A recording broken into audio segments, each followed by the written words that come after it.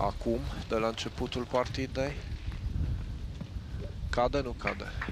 Nu, mă uitam și eu, e cam mare, dacă cade pe noi. Vorbeam despre umbrela de deasupra noastră, stimați telespectatori.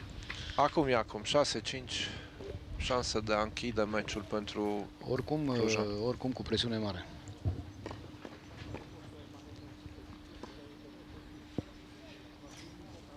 Servește Patrick Ciorcila.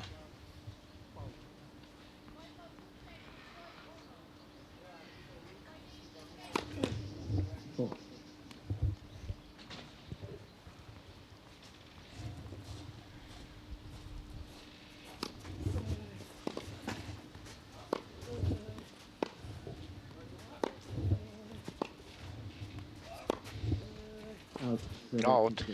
0-15 a fost out. Și o mică problemă pentru Ghilea.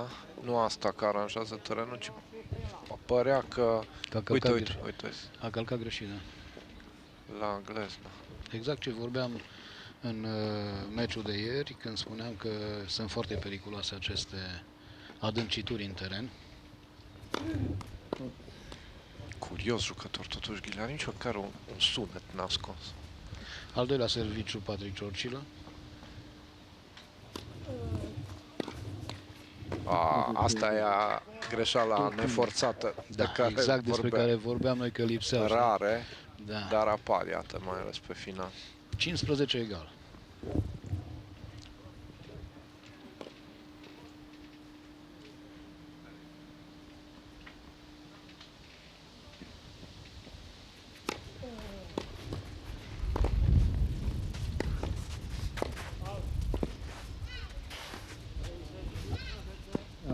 Minge în out. Minge în out, 15-30. Pentru prima dată când Ghilea a avut mare curaj să atace. A avut și oportunitate.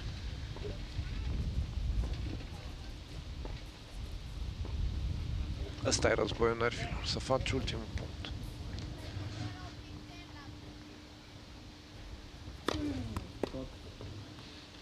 Al doilea serviciu. Apare și frustrarea.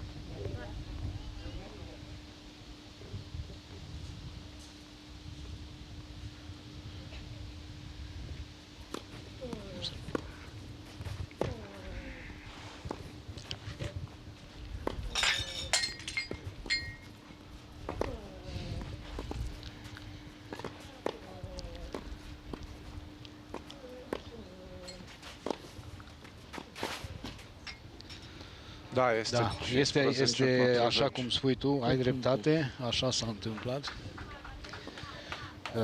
Este foarte greu să faci ultimul punct.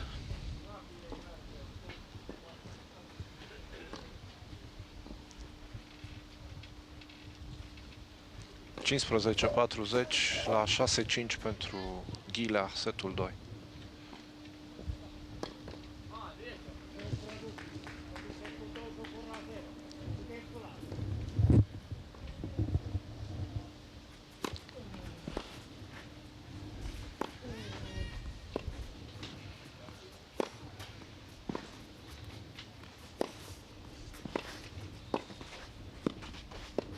Foarte bine. Foarte bine. Excelentă lovitura. Rectific, asta e cea mai frumoasă lovitura meciului. După voleul acela din proximitatea fileului. Ar fi foarte bine să fie și altele, ca să spunem că asta este de fapt cea mai frumoasă.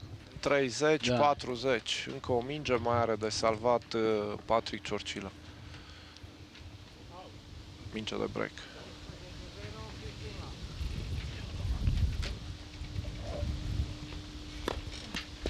Out.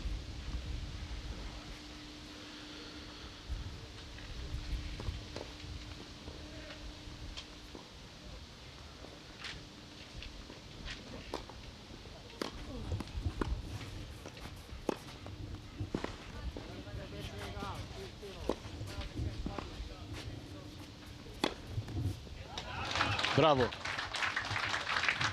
40 egal.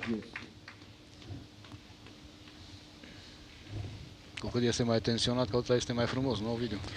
Mă ridic și eu. Ridică-te, pentru că nu avem nicio șansă să vedem ce se întâmplă acolo. O să vadă asta este ce din spatele meu. Dacă noi nu avem voie să vedem, atunci cine să mai vadă?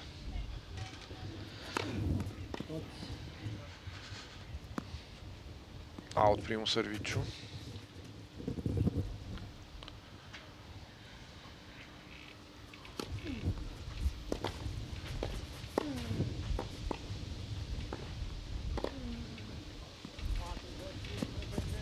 Da, Ghilea foarte bine.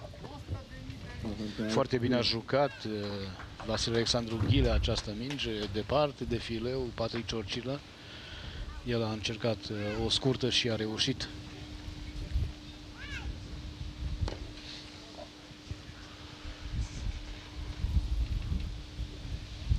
Da, și Ghilea a avut nervi tari. Să pui scurtă la scor egal într-un game decisiv.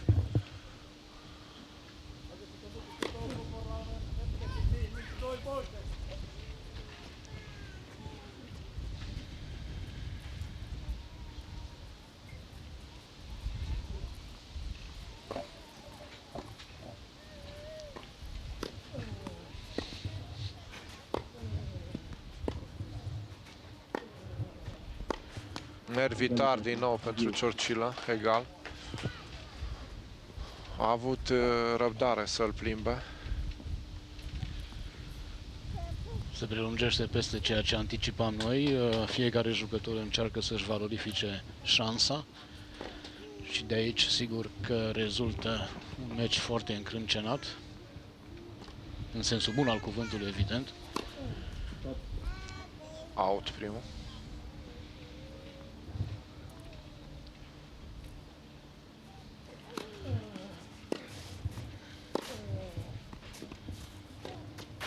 Ce stopuri Încă o dată Ghilea își încearcă șansa și aceasta este de partea lui. Ce jucător cu dexteritate fantastică. Într-un asemenea moment, o soluție tehnică de puțin anticipată.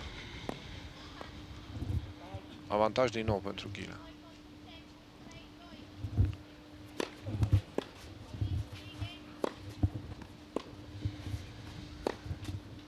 Out și game pentru Ghilea, 6 egal. Tiebreak. 6 egal în acest moment, stimați telespectatori, se joacă tiebreak. Anunțasem și în celălalt meci care l-am transmis că se joacă cel mai bun din 3 seturi cu tiebreak la fiecare dacă este necesar. Așadar, tiebreak. Servește Vasile Alexandru Ghilea. Out primul. Minge în out.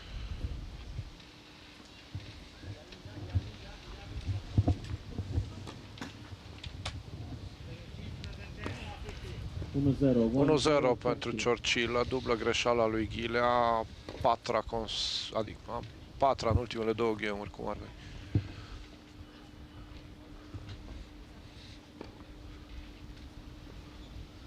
Interesant acest debut de tiebreak. Acum presiunea apasă mai mult pe umerii lui Ghilea, care probabil că acuză această dublă. Pentru Ciorcilă totul este să-și facă serviciul. Dacă o să ne auziți, stimați telespectatori, că ne clănțăne dinții, să știți că este absolut motivat.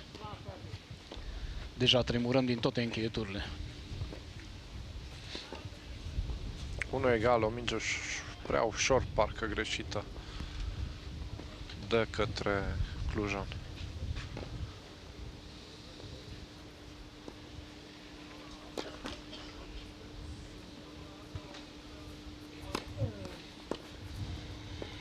Out, 2-1. Asta a fost importantă, mingea. În sensul în care a fost câștigată ușor.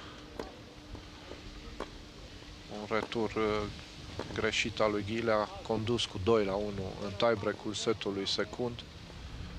Ghilea cere ceva, cred că. O minge, nu-i place cum sare, ceva de gen.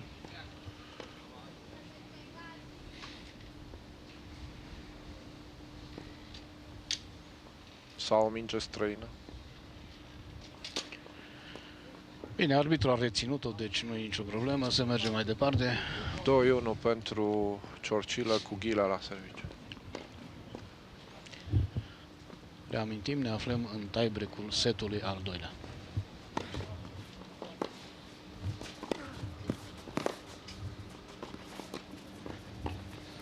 Câte pot să-i mai intre? Da, oare? da, da.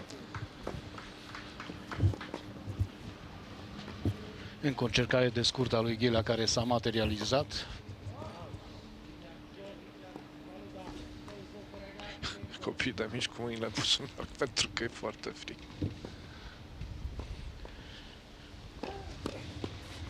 Out primul.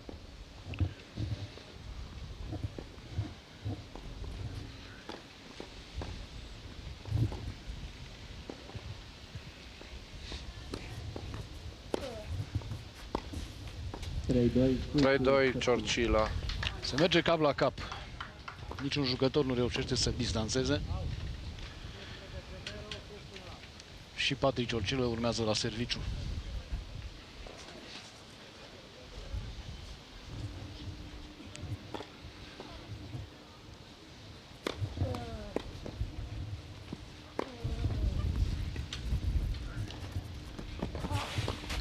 A reușit să returneze această scurtă, încă o minge pe care nu mai reușește să o lovească corect. E incredibil, cu tot frigul și poate, știu eu, un disconfort în a comenta astfel de partide, nu putem să nu remarcăm. Incredibil ce soluții tehnice găsește Ghilea la acest scor.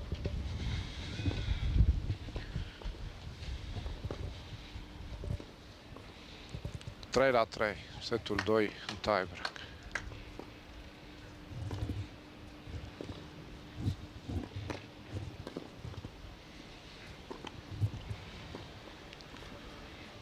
S-au schimbat terenurile după 6 puncte. În tiebreak se schimbă.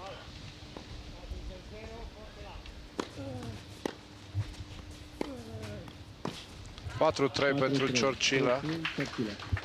Găsește resorturi pentru a rămâne concentrat. Da, nu același lucru putem spune pentru noi, ne cerem scuze dacă acest comentariu suferă, dar fără să ne autovictimizăm, e foarte rece pentru chestiunea asta, jucătorii se mai mișcă.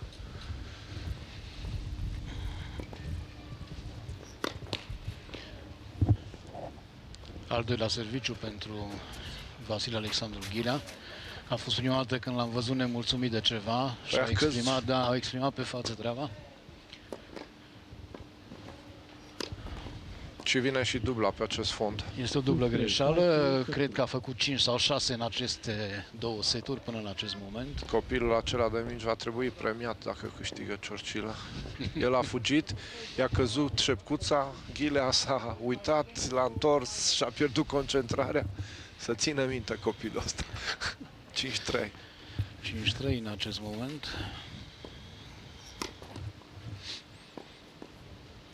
Da, Ghilea nu se simte bine.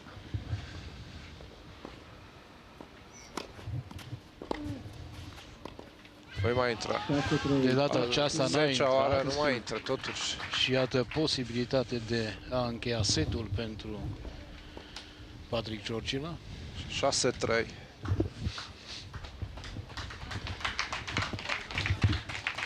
Cei prezenți îl încurajează.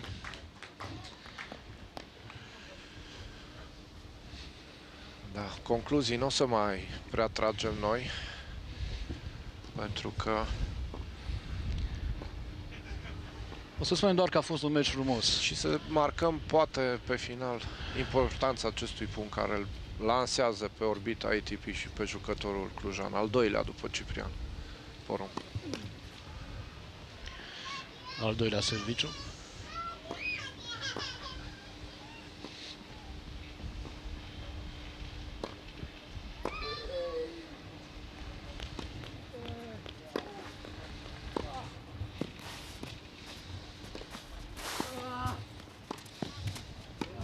Da. Este victorie Patrick Ciorcila în acest Fantastică moment. victorie. 6-4-7-6 la seturi în fața unui Vasile Alexandru Ghilea, foarte bun și foarte bine mobilizat în acest meci. Nu o să vă reținem mai mult atenția. Noi suntem Ionel Banu și Ovidiu Blac și vă invităm la tenis în continuare în zilele următoare. La Au o revedere! surpriză, nu știu ce. Dacă o mai prind ei, colegii.